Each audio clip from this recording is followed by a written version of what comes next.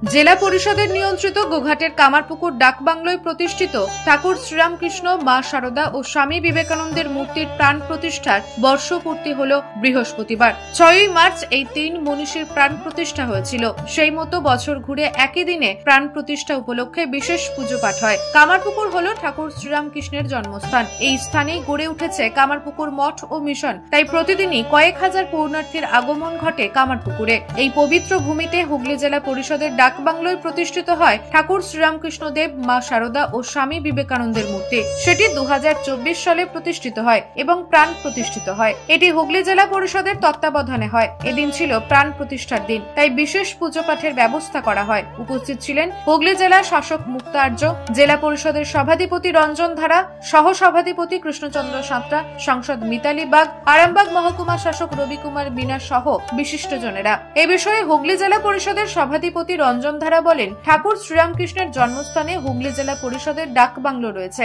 এই ডাকবাংলোয় প্রতিষ্ঠিত ঠাকুর শ্রীরামকৃষ্ণ দেব, মা শারদা ও স্বামী বিবেকানন্দের প্রতিষ্ঠিত মূর্তির প্রাণ প্রতিষ্ঠা হয়েছিল 6ই মার্চ। তাই এই দিনটাকে আমরা স্মরণ করি। এই বছরও বিশেষ পুজো পাঠের মাধ্যমে স্মরণ করা হলো। ঠাকুরের এই জন্মস্থানে আমাদের জেলা পরিষদের যে বাংলো রয়েছে, সেই বাংলোতে আমরা 6 আমাদের মার্চে এখানে আমাদের ঠাকুরের প্রাণ প্রতিষ্ঠা হয়েছিল। সেই প্রাণ প্রতিষ্ঠার যে দিনটাকে আমরা প্রতি বছরই স্মরণ করি।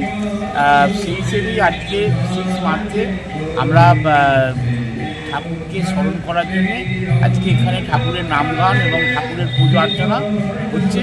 এবং আমরা জেলা পরিষদের প্রায় সবাই এসেছি।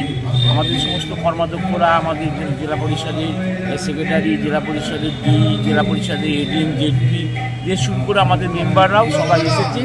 এবং আমরা আজকে এই দিনটাকে ঠাকুরকে স্মরণ করার জন্য আমরা উৎসর্গ করি। আরামবাগের মহকুমা শাসক রবি কুমার মিনা বলেন, এখানে এসে ভালো লাগছে। সকলে মিলে কামারপুকুরের উন্নয়নে কাজ করা হবে।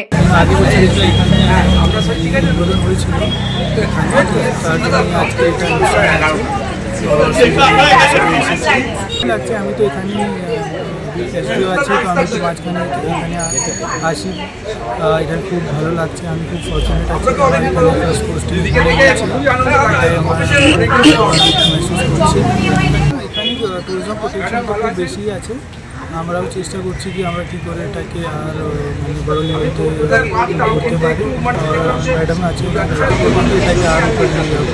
অপরদিকে আরামবাগের সাংসদ মিতালি বাগ বলেন, গত বছর এই দিন ঠাকুরের মূর্তির প্রাণ প্রতিষ্ঠা হয়েছিল। তাই এই দিনে পুজো পাঠ হচ্ছে। ঠাকুরের দেশে আসতে পেরে ভালো লাগছে। কামারপুকুরের মেয়ে হিসাবে এসেছি। কামারপুকুর চটি সংলগ্ন জেলা পরিষদের বাংলো, এখানে ঠাকুরমা স্বামীজির আজকের দিনে গত বছর প্রাণ প্রতিষ্ঠা হয়েছে। আজকে আবার যাগযজ্ঞ হলো। সকলে উপস্থিত জেলা পরিষদের সভাধিপতি থেকে শুরু করে জেলা পরিষদের কর্মাধ্যক্ষরা, মেম্বার থেকে শুরু করে ডিএম ম্যাডাম আছেন, এসডিও স্যার আছেন, এডিএম জেড আছেন, প্রত্যেকের প্রত্যেকে এবং এখানকার সাধারণ মানুষজন আছেন। সকলের ঐকান্তিক প্রচেষ্টায় আজকে আরও একবার ঠাকুরমা স্বামীজির এখানে যাগযজ্ঞ খুব ভালো লাগছে। পাশেই আপনারা সকলেই জানেন এখন মেলা চলছে। 190তম জন্মদিন আমাদের পালন হলো।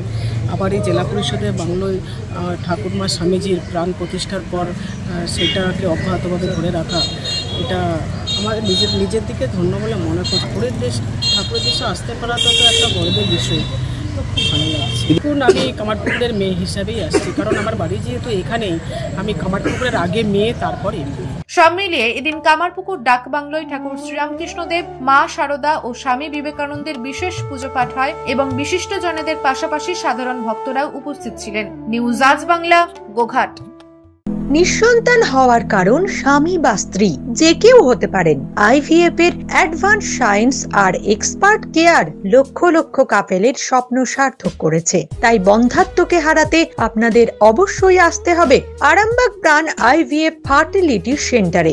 এখানে চিকিৎসা করিয়ে অনেক দম্পতি সন্তানের মুখ দেখেছেন। আমাদের ঠিকানা আরামবাগ বসন্তপুর আমতলা, বিবেকানন্দ পল্লী 2 নম্বর রেলগেটের পাশেই। মোবাইল নাম্বার 7865858781 অথবা 7908098172।